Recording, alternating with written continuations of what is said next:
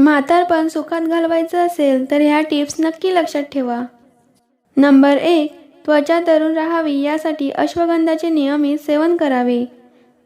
Number 2. रात्रीच्या जेवणानंतर 3 वेलची चावून कोमट पाण्याने चघळल्यास केसांची मुळे मजबूत होतात. नंबर 3. उसाचा रस पिल्याने डोळ्यात चमक येते. नंबर 4. रोज 30 ते 40 मिनिटे पायी चालल्याने मधुमेहाचा धोका 29% कमी होतो. नंबर 5. म्हशीचे दूध घेऊ नका, त्याऐवजी गाईचे दूध व तूप घ्या.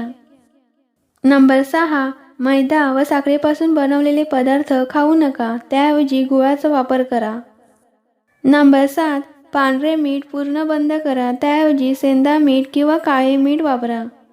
नंबर 8. अर्धांगवायूचा त्रास झाला असेल तर कारलं खाणे खूप प्रभावी उपाय आहे. नंबर 9. झोपेचा अभाव हे हृदयविकाराचा झटका येण्याचे सर्वात महत्त्वाचे लक्षण आहे. नंबर 10. लवंग खाल्ल्यामुळे भूक वाढते व खाल्लेले पचनास मदत होते. नंबर 11. शरीरात आळस तयार होत असल्यास मोहरीच्या तेलाने अंगावर मसाज करावा, आळस निघून जातो. नंबर 12.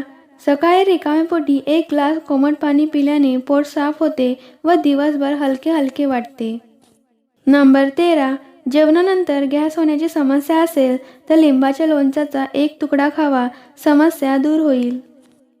नंबर 14. नेहमी हिरवी मिरची जेवणाबरोबर खावी, शरीरातील चरबी कमी होण्यास मदत होते.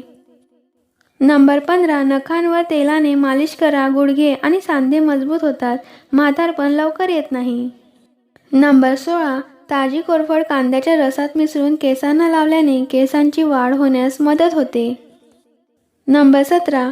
डाळिंबाचा रस मोठी खडीसाखर मध्ये मिसळून पिल्याने हृदय मजबूत होते. नंबर 18. नियमितपणे बदामाचे सेवन केल्याने हृदय आणि मेंदू निरोगी राहतात. नंबर 19. जर तुम्हाला सांधेदुखीचा त्रास असेल तर कच्ची हळद दुधात उकळवून प्यावी, आराम पडतो. नंबर 20. थंडीच्या दिवसात तीळ खाण्याची सवय ठेवल्यास हाडं आणि सांधेदुखीचा त्रास जाणवणार नाही. नंबर 21. तुम्ही दररोज सकाळी रिकाम्या पोटी 1 ग्लास गाजराचा रस प्यावा, यामुळे तुमचे पोट हळूहळू कमी होईल. नंबर 22. जेवणानंतर अर्धा चमचा बडीशेप खाल्ल्याने पचनक्रिया चांगली होते व दृष्टी सुधारते. नंबर 23. तुम्हाला जर कावीळ झाली असेल तर गुळवेलचे सेवन करावे, कावीळ बरी होते. नंबर 24. फ्रीजमधले थंड पाणी पिऊन झोपल्याने हृदयविकाराचा धोका 80% वाढतो. नंबर 25. ज्या लोकांना उलटे पालथे झोपण्याची सवय असते त्यांना हृदयविकाराचा धोका असतो. मंडळी, तुम्हाला या टिप्स कशा वाटल्या हे कमेंटमध्ये नक्कीच सांगा आणि आलाच आहात तर चॅनलला सबस्क्राईब करायला विसरू नका. धन्यवाद.